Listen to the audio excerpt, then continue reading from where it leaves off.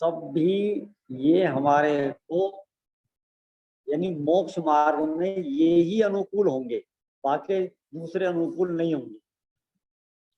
इसलिए साधर्मियों का समागम बड़े भाग्य से होता है। जिन लोगों को साधर्मियों की वैयावृत्ति करने का भाव आता है वे भी बड़े भाग्यशाली हैं, और जिन लोगों को साधारण समागम मिलता है वे भी बड़े भाग्यशाली हैं। अन्यथा तो पाप के उदय में ये जीव तड़फ तड़फ कर अपने प्राण छोड़ देता है, कोई इसको पानी पिलाने वाला भी नहीं होता। कदाचित पानी पिलाने वाले भी मिल जाएं, पैर दबाने वाले मिल जाएं, लेकिन स्थितिकरण करने वाले नहीं मिल रहे हैं, तो भी पाप का उदय ही समझो। समय पानी पिलाने से, दवाई देने से, पैर दबाने से भी उत्कृष्ट यदि कोई कार्य है तो वह है परिणामों का स्थितिकरण कराना। चलिए अब अपन आगे अपनी बात प्रारंभ करते हैं। 12 भावनाएं अनेक प्रकार की हैं। कुछ कवियों की 12 भावनाओं के माध्यम से हमने अनित्य भावना पर चर्चा करी।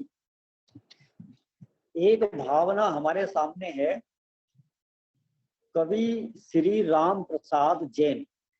शायद इन कवि का आपने नाम भी नहीं सुना हो और इनके द्वारा रचित 12 भावना भी आपने नहीं पढ़ी हो, है ना? किसी ने पढ़ी हो तो बताओ। कवि राम प्रसाद जैन, इनके द्वारा 12 भावना नहीं पढ़ी किसी ने भी, है ना? देखो, संजीव जी का कहना ये है कि दरियाबंद में इन्होंने एक बार इस विषय पर चर्चा की थी, इस 12 भावना पर, तो शायद दरियाबंद की बहनों ने सुना होगा। देखो, अब छोड़ जगत का वास, त्याग सब आस, हार संन्यास अंत सुखकारी, जिया 12 भावन भाय मोक्ष दातारी। कभी बार ये कहते हैं कि हे जीव, तुम इन 12 भावनाओं का चिंतन करो। क्यों करो? कि मोक्ष दातारी, कि ये मोक्ष के देने वाली हैं।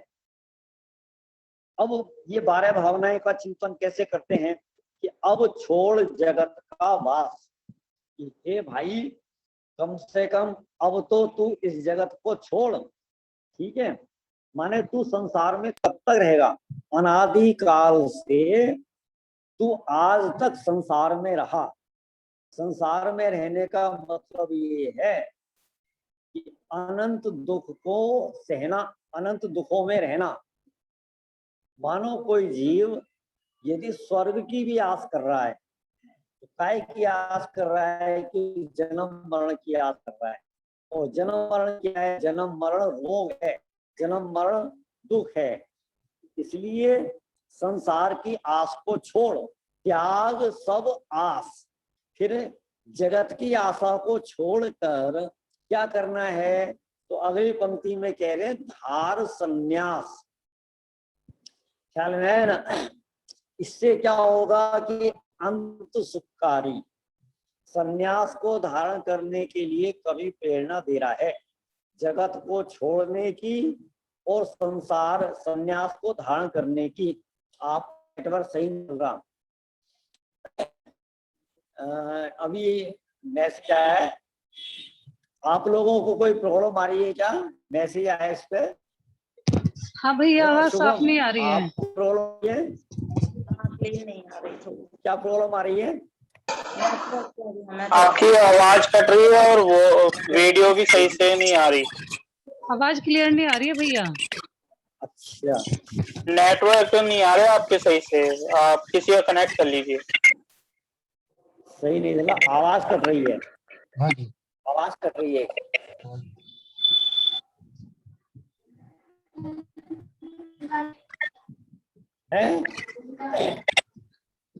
हाँ देखिए, बाकी लोगों को आवाज सही आ रही है क्या?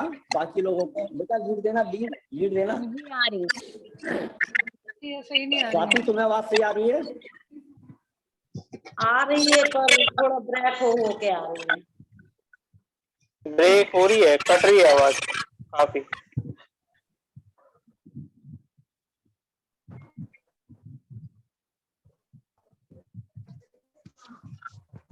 अब देखो, अब कुछ आवाज सही आई?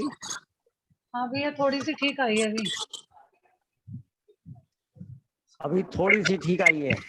हाँ लेकिन अभी भी आवाज आ रही है कटिंग वाली, कट कट के आवाज आ रही है, ज्यादा नहीं, क्लियर नहीं है। कट कट की आवाज आ रही है, देखना बेटा, अपना फोन देना नानी, लाना। हेलो, अभी भी सही आ रही है? हाँ भैया खराब आ रही है अभी भी। हाँ, है नहीं आ रही है। खराब कह रहे हैं, वो वाला दो। तो पहले पहले नहीं बनाया था। हमारी क्लास तो एकदम अच्छा देखो लगा। आवाज सही हुई क्या? आवाज तो सही हो गई, वीडियो सही नहीं आ रही। कह रहे हैं आवाज सही होगी, वीडियो सही नहीं आ रही है। रुक गया वीडियो नहीं आ देखो। रही है, आवाज नहीं आ रही है भैया, कट कट के आ रही है अभी भी।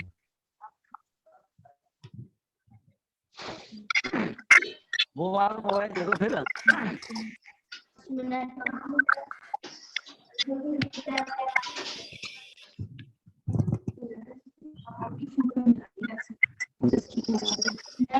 हाँ, कह रहे वीडियो नहीं आ रही है।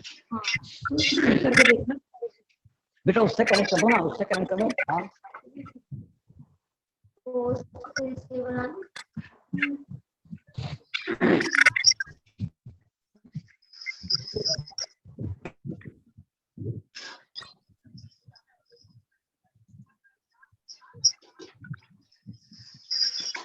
कोई बोलना मत ही,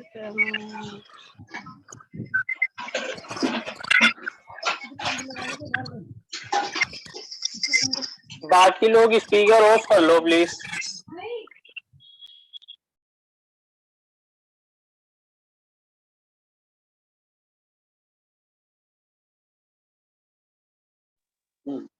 हाँ, देखिए आवाज सही आ रही है? हाँ भैया सही है, सही अब आई है। है सही। ठीक है जी, ठीक है। चलो, तो क्या कहा? पहली दो लाइन आपको थोड़ी बहुत तो समझ में आई होंगी, मैं दोबारा रिपीट कर देता हूँ। यहाँ कवि कह रहे हैं, अब छोड़ जगत का वास, त्याग सब आस, हार संन्यास अंत सुखकारी, जिया बार भावन भाई मोक्ष दातारी। हे जीव, तू इन 12 भावनाओं को भा, क्योंकि ये मोक्ष को देने वाली हैं।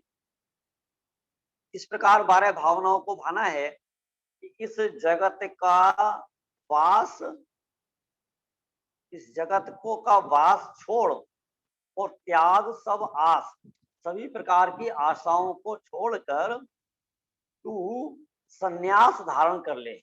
क्यों? क्योंकि अंत तेरा सुखकारी होगा। अब यहाँ पर जब कवि ये कह रहा है कि इस जगत का वास छोड़ना, आस छोड़ना और संन्यास धारण करना, तो संन्यास का क्या मतलब है? संन्यास माने क्या? हमें ऐसा लगता है कि घर बार छोड़कर या तो हम कहीं तीर्थ स्थान पर जाकर रहने लगे तो हमारा संन्यास हो जाएगा, या हम जंगलों में चले जाएं तो हमारा संन्यास हो जाएगा, अथवा हम वस्त्र का चोला बदल दें या हम वस्त्र त्याग दें। ठीक है, इसका नाम हम संन्यास समझते हैं, इसका नाम संन्यास नहीं है। संन्यास माने क्या? देखो, न्यास माने होता है रखना, रखना। आपने सुना होगा शिलान्यास। शिलान्यास माने क्या होता है कि जब भी अपन जिन मंदिर का शिलान्यास करते हैं तो शिलान्यास, शिलान्यास माने शिला को एक अच्छे स्थान पर रखना, उसका नाम है शिलान्यास। ठीक है, और एक न्यास का अर्थ छोड़ना भी होता है। तो न्यास के दो अर्थ होते हैं, एक छोड़ना और एक यथा स्थान पे रखना। ठीक है ना, स्थापित करना। तो यहाँ पर संन्यास, संन्यास माने भली प्रकार से, न्यास माने छोड़ना। तो किसको छोड़ना? कि पहले तो अपने रागादि भावों को छोड़ना, उसका नाम संन्यास है। अब ये जीव अपने रागादि विभाव भावों को तो पहचानता नहीं है, घर बार को पहचानता है, और इसलिए ये घर बार छोड़ने की बात को देखता है, वो तो इसे समझ में आती है, लेकिन रागादि भाव को छोड़ने की बात समझ में नहीं आती। जबकि सच्चाई तो ये है कि रागादि भाव जितने कम होते हैं उतना उतना स्वयमेव संन्यास होता है। समझ में आई कि नहीं आई बात? भरत जी घर में वैरागी, यदि अपन ये कहें ना कि भरत जी घर में सन्यासी, तो भी कोई अतिशयोक्ति नहीं है, बड़ी बात नहीं है, ठीक है। वैरागी कहो सन्यासी कहो एक ही बात है, राग से रहित कहो, ठीक है, वैरागी या रागादि भावों से रहित कहो सन्यासी, एक ही बात है। क्या होता है, जब वस्तु का राग छूटता है तो वस्तु स्वयमेव छूट जाती है। वस्तु छूट जाए तो कोई गारंटी नहीं है कि वस्तु का राग छूट गया। समझ में आई कि नहीं आई बात? हम क्या करते हैं, हम उल्टा चलते हैं, पहले वस्तु छोड़ते हैं, वस्तु का राग भले ही नहीं छूटा, वस्तु छोड़ दी और वस्तु का राग नहीं छूटा, तो गारंटी से जग में हंसाई होने वाली है। क्यों? क्योंकि अंदर में तैयारी नहीं थी और बाहर का पर्दा हमने उठा दिया।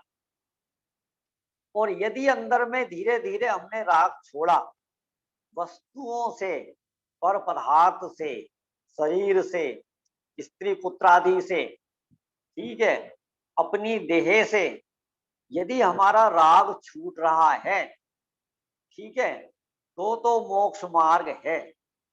लेकिन वस्तुएं छूटती चली गई और रागादि बढ़ते चले गए, तो उल्टा हुआ, माने अपना संसार मार्ग बढ़ा और माना कि हम मोक्ष मार्ग पर चल रहे हैं। ख्याल में है ना? तो यहाँ जो कवि कह रहे हैं धार संन्यास, तो कहीं हमारी परिणति या हमारे दिमाग में जो छवि बैठी हुई है सन्यासियों की, हमें भी घर बार कपड़े आदि छोड़कर जंगल में चले जाना चाहिए। जो लोग पहले अंदर जाते हैं फिर वो जंगल में जाते हैं, ख्याल में है कि नहीं है? ये क्रम नहीं है कि अपन जंगल में चले जाएं तो अंदर में चले जाएंगे, ऐसा नहीं है। ख्याल में है ना? क्रम है। तो पहले भाव संन्यास होता है, फिर द्रव्य संन्यास होता है। आगे देखो, यह नारी मात और तात, सुता सुत नाती, बहिन और भ्रात स्वजन जन तेरे, इन मोह फसा तू करता मेरे मेरे। अब ये जो घर परिवार में हैं, बेटा बेटी हैं, माता पिता हैं, भाई बहन हैं, इनके मोह में फंस फंस कर तू दिन रात क्या कहता है, मेरे मेरे मेरे। अनादिकाल से आज तक हमने अनंत माँ बनाई, अनंत पिता बनाए, अनंत भाई, अनंत बहन, लेकिन आज तक एक भी पिता भाई मेरा नहीं हुआ है तो बताओ। ख्याल में आया कि नहीं आया? तो यहाँ तो आचार्य कहते हैं भाई कि तू अनादिकाल से मेरे मेरे कहता आता है और इनके मोह में फंसा रहता है। मोह में फंसकर हुआ क्या कि तेरा ही संसार बढ़ा है, देह चरम सो मणि, ठीक है। धीरे धीरे अपने जिन शासन के जितने भी लेखक हैं क्या करते हैं कि इस जीव को धीरे धीरे बाहर से हटाते हुए अंदर की ओर ले जाते हैं। यहाँ भी पहले किनसे दृष्टि हटाई कि बेटा बेटी, माँ बाप, भाई बहन। अब उससे आगे चले, जो नजदीक की देह है उससे विरक्ति दिलाते हैं। कैसे है? देह चरम सो मणि, असुचि की थरी। थरी माने थैली। ये जो देह है वो चरम से, चमड़े से मड़ी हुई है, चमड़े से मड़ी हुई है। समझ में आया कि नहीं आया? ये जो मंदिर जाते हैं ना, अपन बेल्ट ले जाएं, चमड़े की बेल्ट है, तो वो तो अपने को लगता है कि हाँ ये चमड़े की बनी हुई है। और अपना ये जो शरीर है वो काहे का बना हुआ है? चमड़े से बनी हुई वस्तुओं को अंदर ले जाना वर्जित है। कृपया चमड़े से बनी हुई वस्तुएं मंदिर में लेकर ना जाएं। लेकिन एक चमड़े की वस्तु को आपको अवश्य लेकर जाना पड़ता है, ठीक है ना? ये देह है, क्या है? चरम सो मड़ी, माने चमड़े से मड़ी हुई है। ख्याल में आई कि नहीं आई बात? बोलो, कभी इस तरफ ध्यान गया क्या? जूता है, चप्पल है, बेल्ट है, पर्स है, उस तरफ तो हमारा ध्यान जाता है और उसका अपन त्याग भी कर देते हैं। सब लोगों ने कर भी रखा है, ठीक है। लेकिन ये शरीर जो चमड़े से मढ़ा हुआ है, सचमुच में इसका भी त्याग करने योग्य है। ख्याल में है कि नहीं? कल को ऐसा नहीं करना कि आप अपना आप त्याग कर लो और आप ये कहो कि आपने तो कहा था इसका त्याग करना है। तो त्याग कैसे होगा?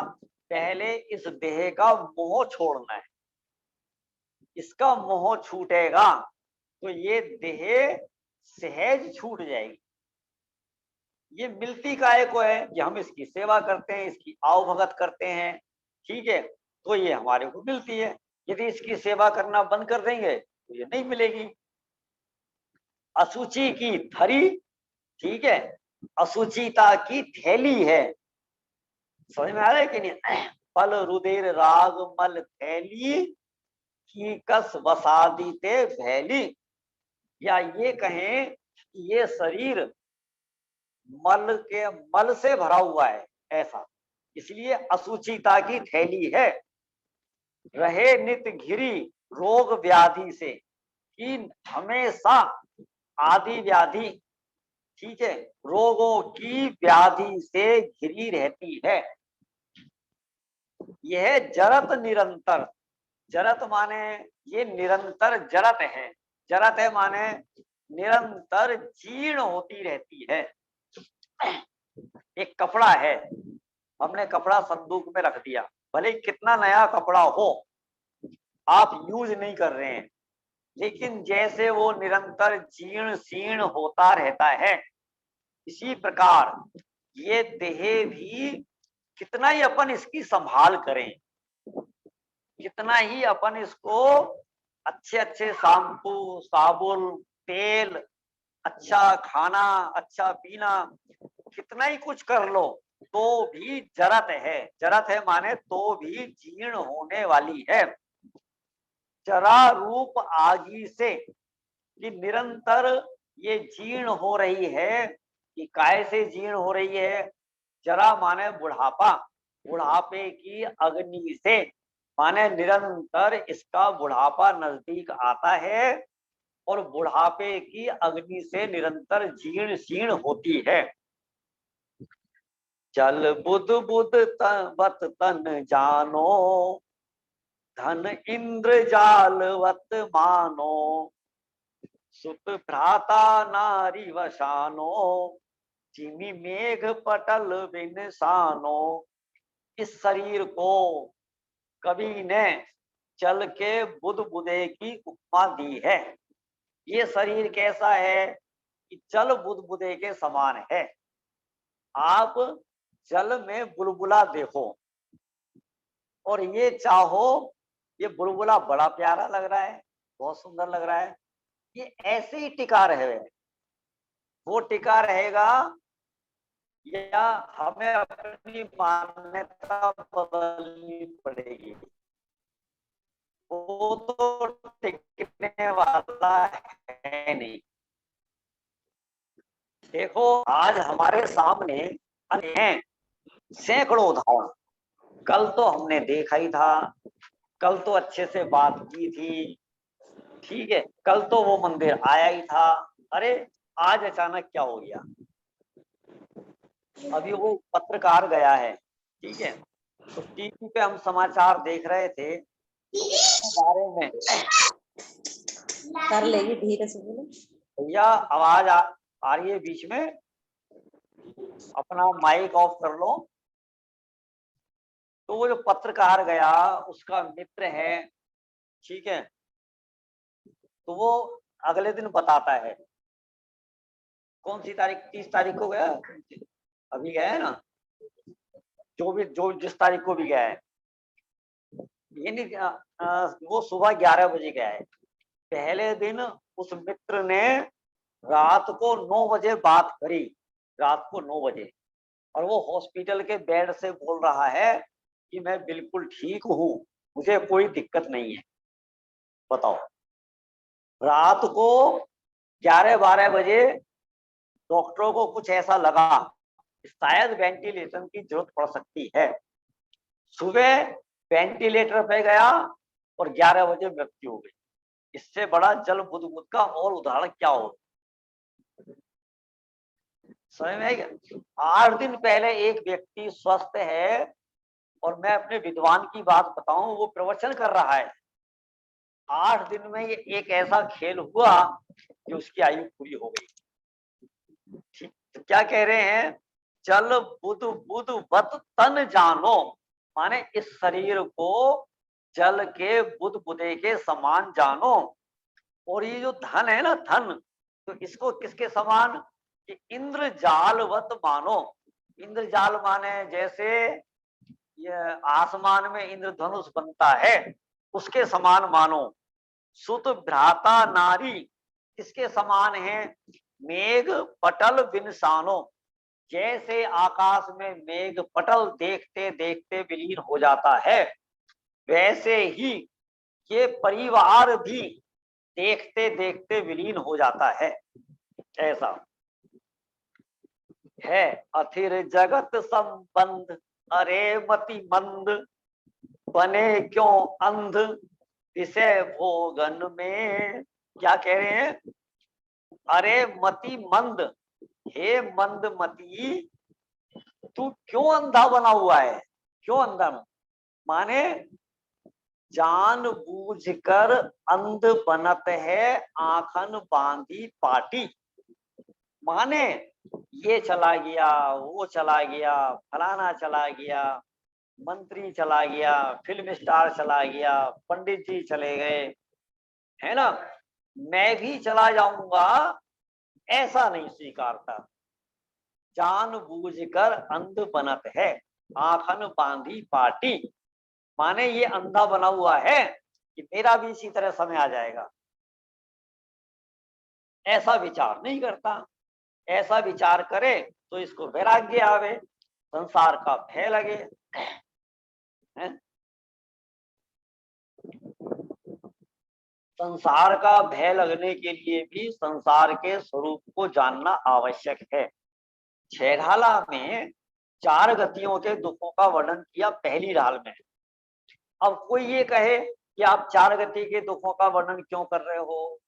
कि हम 4 गति के दुखों का वर्णन इसलिए कर रहे हैं कि देख भाई, नरक में ऐसी वेदना है, त्रियंच गति में ऐसी वेदना है, ठीक है, और स्वर्गों में भी वेदना है, वहां पर भी जीव सुखी नहीं है।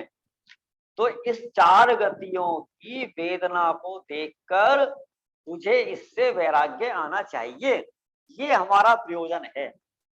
अब ये 4 गतियों के दुखों को पढ़े, समझे, विचार करे, चिंतन करे, तो इसको भय हो, तो इसको भय हो। समझ में आएगी नहीं? तो 4 गतियों के दुखों को भी जानना इसलिए कार्यकारी है, नरक का भय लगना चाहिए, भय। समझ में नहीं? माने सम्यक दृष्टि धर्मात्मा जीवों को भी हमने नरक जाते हुए देखा है।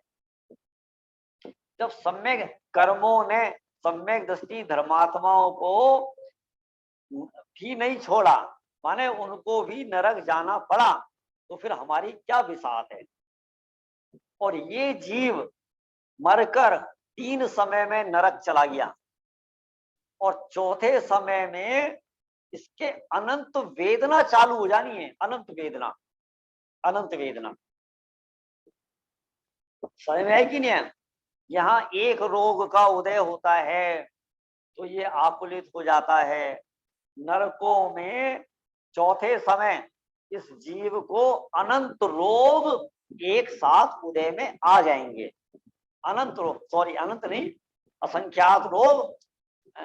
कितने क्या हैं, गिनती तो नहीं है ना कुछ, एक पौरवे में 96, ठीक है ना है। 7वें में लगभग है करोड़ रोग, ठीक है 6 करोड़। बताओ, तो हमारे सामने गिनती भी आ रही है।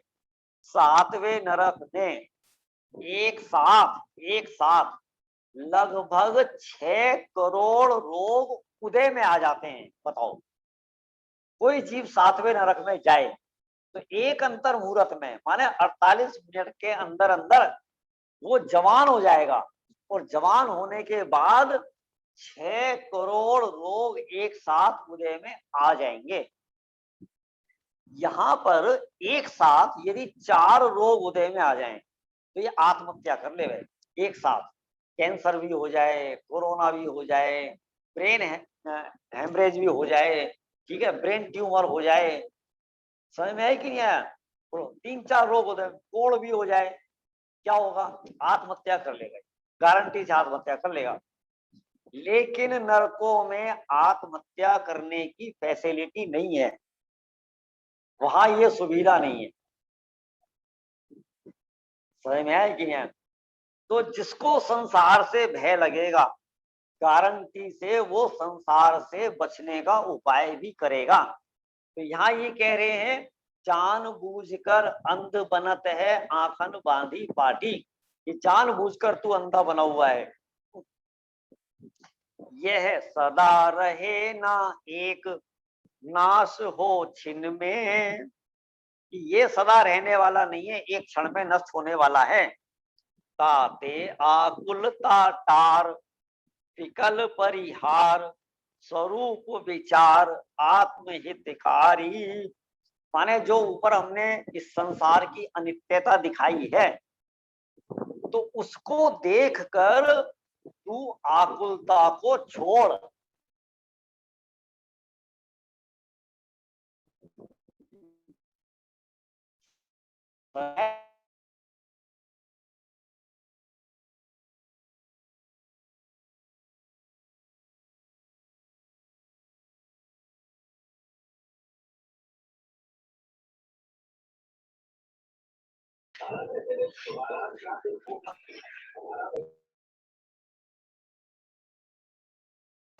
आवाज नहीं आ रही भाई साहब। आवाज भी नहीं आ रही, वीडियो भी नहीं आ रही।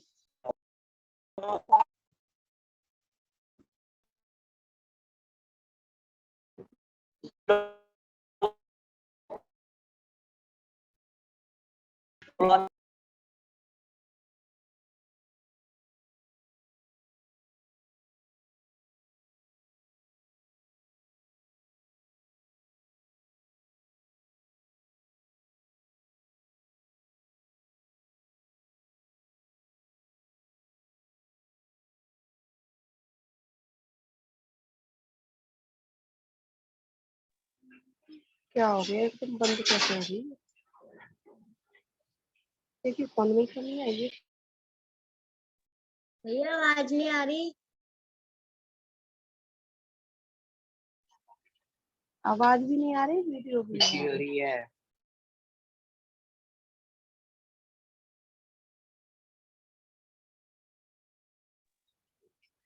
समाप्त हो गया।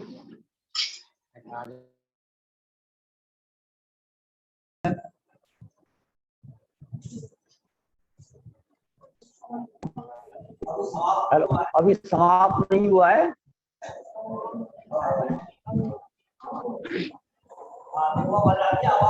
हाँ देखो आवाज आ रही है, अब आपको आ रही? हाँ आ रही है भाई साहब। डबल आवाज आ रही है, डबल। कोई और भी चल रहा है, मतलब आप ही के वहीं डबल का आवाज। म्यूट। हाँ जी, कोई म्यूट ऑन हो रहा होगा मैं करवाता हूँ, बंद करवा। यहाँ वाले सारे मोबाइल बंद कर दो। हाँ देखो, अब साफ आवाज आ रही है? हाँ आ रही हाँ है। जी, आ रही है। आ रही है आपको साफ आवाज? हाँ जी। देखिए इसमें मेरा कोई हाँ चलिए, इसमें है ना मेरा कोई दोष नहीं है, आपके अंतराय कर्म का उदय, मैं कुछ नहीं कर सकता इसमें। हाँ जी, हाँ ठीक जी, है, अब आवाज आ रही है ना हाँ आपको? जी। हाँ वीडियो चलिए, नहीं आ आप रहा। अपना अंतराय कर्म संभालो। अब वीडियो नहीं आ रहा, नहीं आना तो चाहिए वीडियो। नहीं बंद है। वीडियो नहीं आ रहा है क्या? कोई बात नहीं, बिना वीडियो के कर लीजिए।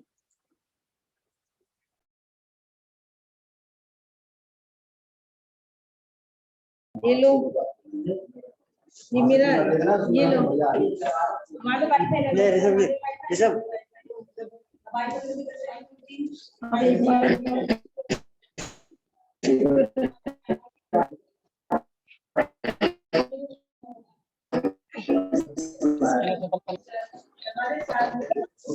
बंद करो।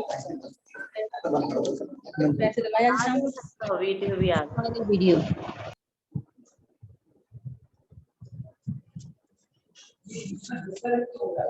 ये बीच में डिस्कनेक्ट हो गया था।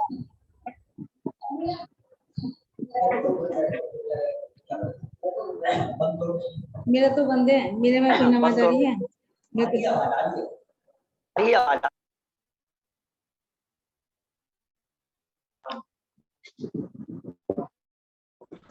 देखो आप लोगों को आवाज आ रही है अब?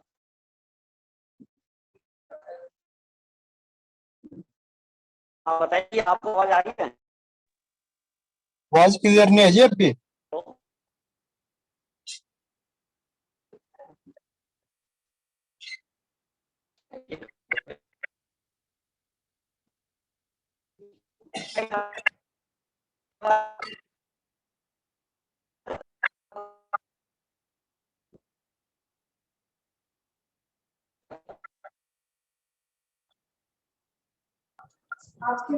ये लो, मेरा दे दो।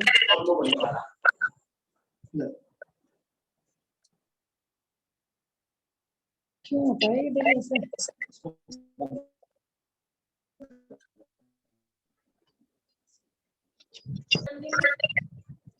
देखो आवाज आई आपको? अरे जी सही है। बिल्कुल सही है। हाँ हाँ जी। सही। चलो देखो, वीडियो ऑन कर सको तो कर देना।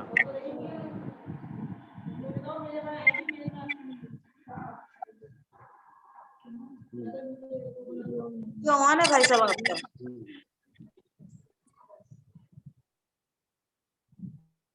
चलिए, वीडियो भी दिखाई दे रही है आपको? हाँ जी। हेलो, हाँ जी सही है। ठीक है। चलो देखो आगे क्या कहते हैं कि हमने जो ये दिखाया है कि इसका तू विचार कर। इसका विचार करने से क्या होगा? क्यों विचार कर? क्योंकि ये आत्मा का हित करने वाला है।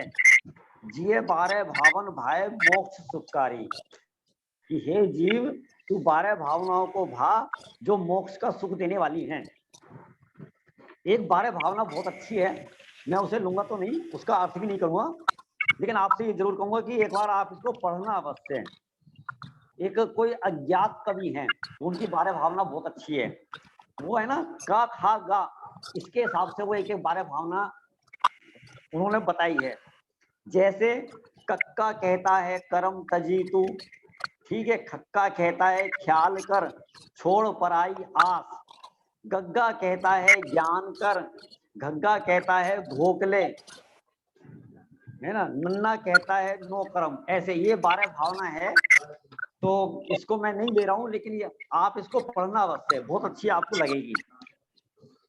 ये किताब है भावना शतक, इसमें से आप पढ़ सकते हैं, मैंने दिखाई है पहले किताब। इसी तरह से एक 12 भावनाएं हैं कवि श्री गोरे लाल जी शास्त्री की। आपने पहले हमने एक भावना देखी थी कहाँ गए चक्री जिन जीता भरत खंड सारा, कहाँ मंगत राय जी की, कहाँ गए वह रामरु रावण लक्ष्मण। तो उस जैसी ये 12 भावनाएं हैं। द्वादश भावन के भाने से शांति अनुपम मिलती है, मोह कर्म की अति दृढ़ ग्रंथि सहज रीति से खिलती है। अतः उन्हीं का कुछ दिग्दर्शन यहाँ कराया जाता है। भव विराग का एकमात्र आदर्श बताया जाता है। कहाँ गए लंकेश जिन्होंने गिरी कैलाश उठाया था, 3 खंड का राज्य किया और बहु विभव अपरिमित पाया था। आज अपन देखें कि जब हम इन महापुरुषों की कथा सुनते हैं तो ऐसा लगता है कि ये महापुरुष आज ही हैं। अब विचार करो कि एक लंकेश था अर्ध चक्रवर्ती, उसकी एक सोने की लंका थी, ना तो वह लंकेश रहा और ना उसकी सोने की लंका रही। आप हस्तिनापुर दर्शन करने जाते हो, ठीक है, तो उस हस्तिनापुर में कौरव और पांडवों के महल हुआ करते थे, कहाँ चले गए? विचार करें अपन, ठीक है। जहां 1-2 पदार्थों का के संयोग का योग होता है। आवाज आ रही है आपको? जी आ रही है। इसमें वीडियो नहीं आ रही, आ रही है? चलिए मेरे वाले में रुक गया था। स्वर्ण महल विभवादिक सारे, नहीं पुरातन कोई रहे, काल वाहिनी की तरंग में जग के सकल पदार्थ बहे। देखो ये संसार रूपी नदी की तरंग में जगत के सारे पदार्थ बह गए माने जगत के सारे पदार्थ माने जैसे सोने की लंका है, कौरवों और पांडवों के महल हैं, जब वो भी इस समय रूपी नदी में बह गए तो बाकी के पदार्थ भी एक ना एक दिन बह जाएंगे।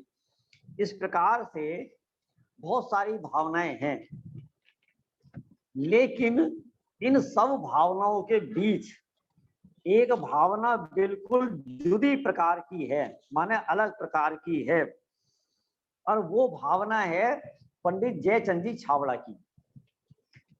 ये जुदी प्रकार की भावना क्यों है? क्योंकि अब तक की जितनी भी भावनाएं अपन ने पढ़ी और उनमें विचार किया, सब कवियों ने, सब लेखकों ने एक ही बात कही, इस संसार में कुछ भी नित्य नहीं है, माने सब अनित्य है। एक जयचंद जी छाबड़ा ऐसे हुए जिन्होंने अनित्य भावना का वर्णन करते हुए ये कहा कि जग में कोई नित्य भी है। ख्याल में है ना? माने सबने अनित्यता की मुख्यता करी और इन्होंने नित्यता की मुख्यता करी। देखो, द्रव्य रूप करी सर्व थिर, क्या कहा? द्रव्य से देखो तो इस जगत में सब स्थिर है, माने कुछ भी अनित्य नहीं। आई बात है ना? द्रव्य रूप करी सर्व थिर, द्रव्य से सब स्थिर है। फिर परजय थिर है कौन? माने पर्याय से देखो तो कुछ भी स्थिर नहीं है। हमारे आचार्यों ने तो ये कहा है कि तू पर्याय दृष्टि से देखना बंद कर दे। समझ में है कि नहीं? समय सार में सर्वत्र एक बात थी कि तू शुद्धने से देख। शुद्धने की प्रधानता से जो समय सार बात करता है उसमें एक ही मुख्यता रखी कि शुद्धने से तू अपने आत्मा को देख। तो वही चीज यहाँ पर आ रही है कि द्रव्य रूप करी सर्व थिर, परजय थिर है कौन? द्रव्य दृष्टि आपा लखो, परजय न करी गौण। माने तुझे द्रव्य दृष्टि से अपने आप को देखना है। जब तू द्रव्य दृष्टि से देखेगा तो सारा रोना धोना बंद हो जाएगा। माने जिस द्रव्य दृष्टि में ये कुछ भी अनित्य दिखाई नहीं देता, सब नित्य ही नित्य दिखाई देता है। समझ में आया कि नहीं आया? लेकिन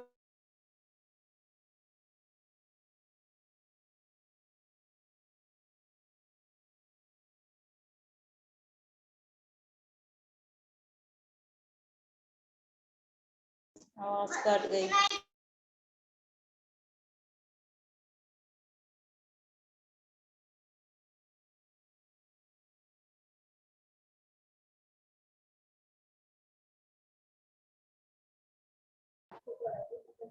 हाँ, आवाज आ रही है?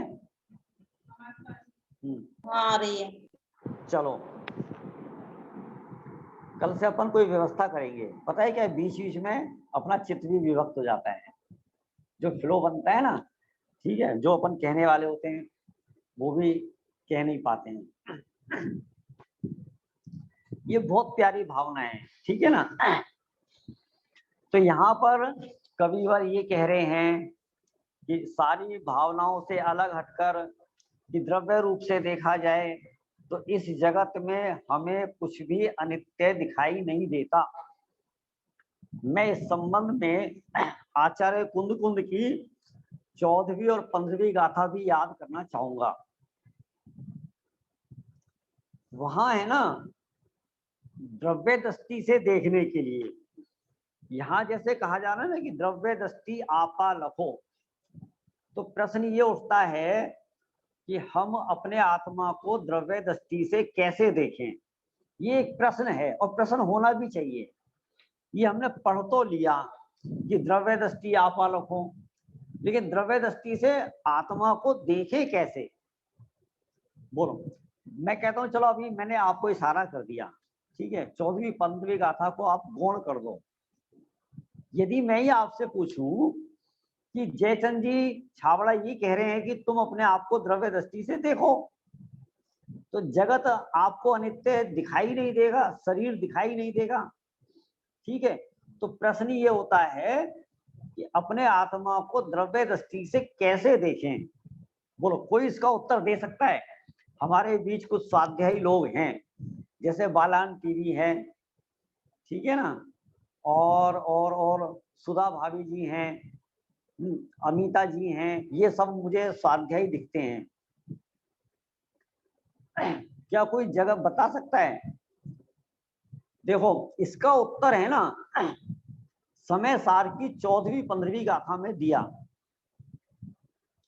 कि हम द्रव्य दृष्टि से इस आत्मा को कैसे देखें।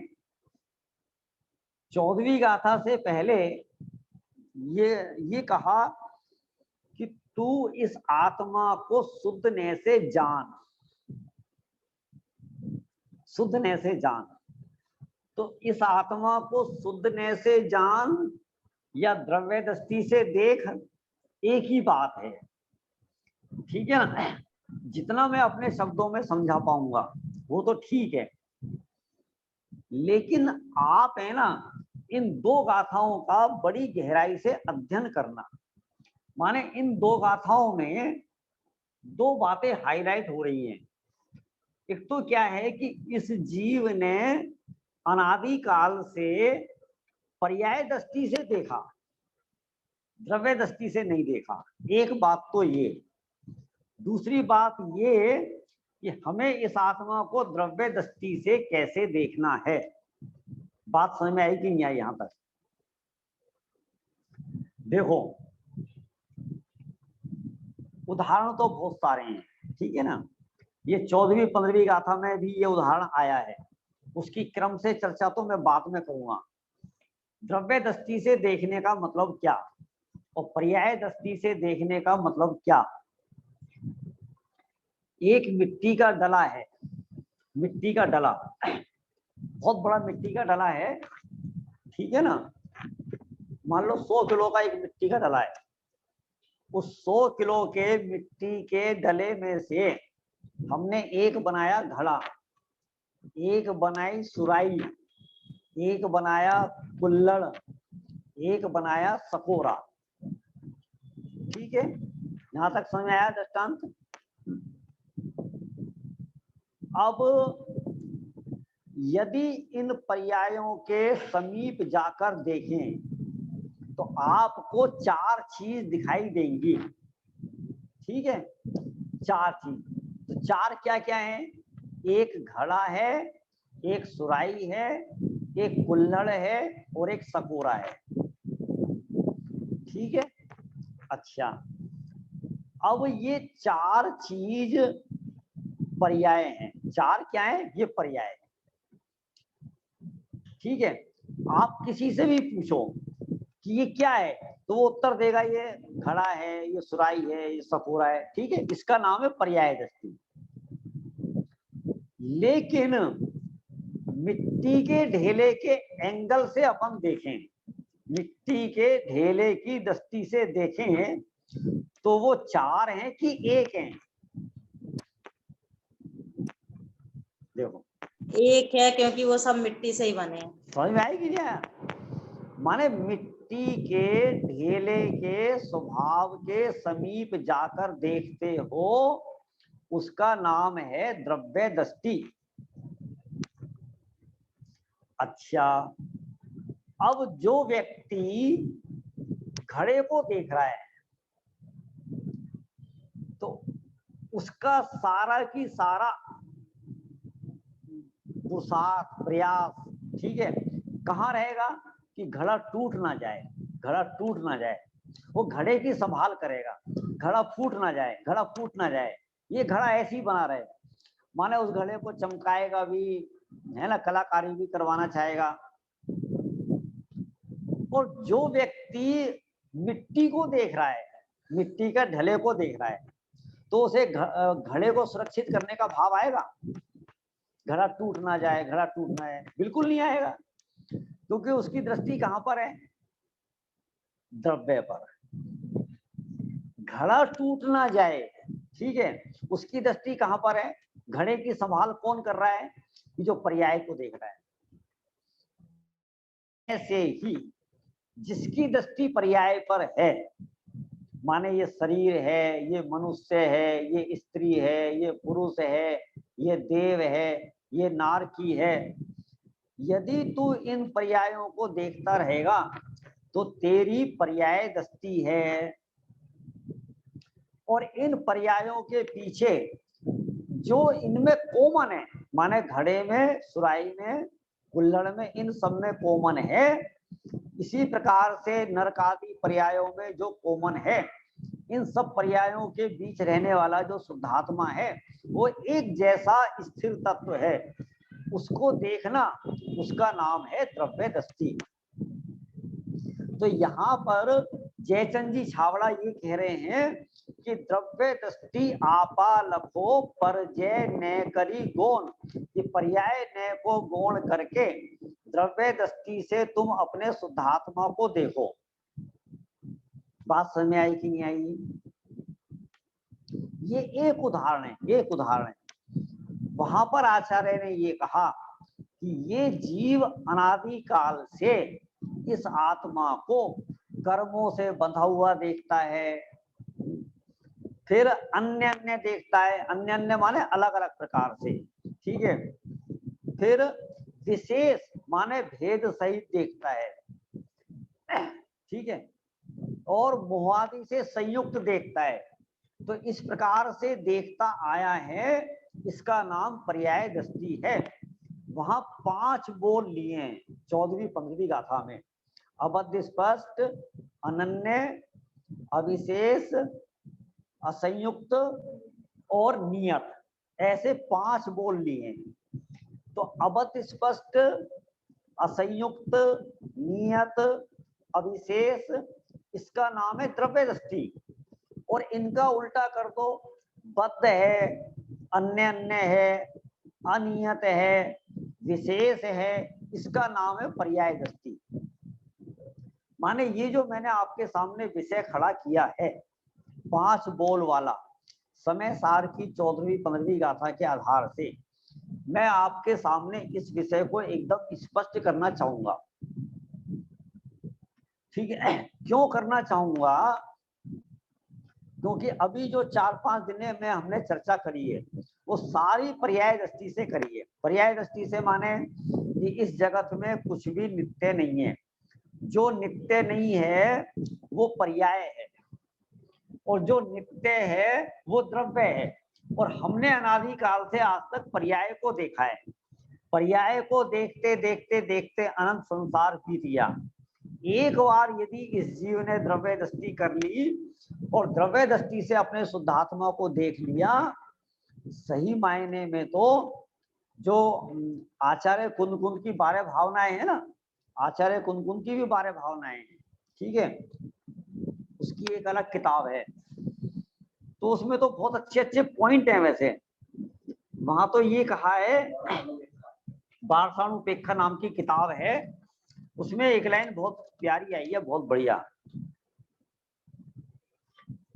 कि वास्तव में वैराग्य की स्थिरता करने के लिए अपने शुद्ध स्वरूप के चिंतन से बढ़कर और कोई भावना नहीं है। क्या कहा?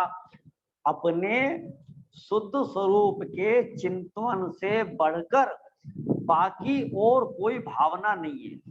आचार्य कुंद ने तो ये कह दिया, माने अनित्य आदि कोई भावना नहीं। आप 12 भावनाओं का चिंतन नहीं करो, आप अकेले द्रव्य दृष्टि से अपने शुद्धात्मा का चिंतन कर लो, तो उसमें सारी 12 भावनाएं समा गई। ख्याल में आई कि नहीं आई बात?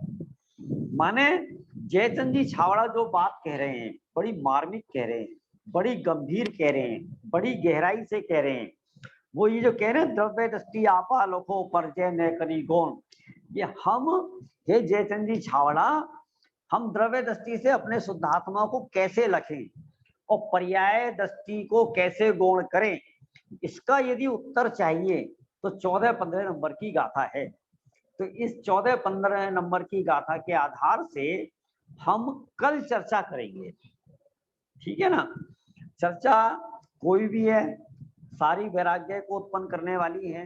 तो आप ये ना समझें कि आप कहते तो ये हो कि 12 भावनाओं पर चर्चा करेंगे और बीच बीच में पता नहीं आप कहाँ से चर्चा ले आते हो। कभी समय सार को लेके बैठ जाते हो और कभी आप ये ग्रंथ लेके बैठ जाते हो, ठीक है। तो आप ऐसा ना समझें, सबका दृष्टिकोण एक ही है। 12 भावनाओं में आपको अलग अलग प्रकार के टेस्ट भी बीच बीच में मिलेंगे। इस मंगल भावना से अभी हम यहाँ पर विराम लेते हैं। ये जिनवाणी भारती तोए जपो दिन रैन, जो तेरी शरणा गए सो जावाणी के ज्ञान ते सूझे लोकालो सो वाणी। नमो अरिहंतारम, नमो सिद्धारम, नमो आयरियारम, नमो वज्रायारम, नमो लोए सप्तसाहूनम। इको साधन जय जिनेन्द्र। जय जिनेन्द्र सभी। जय जय जिनेन्द्र।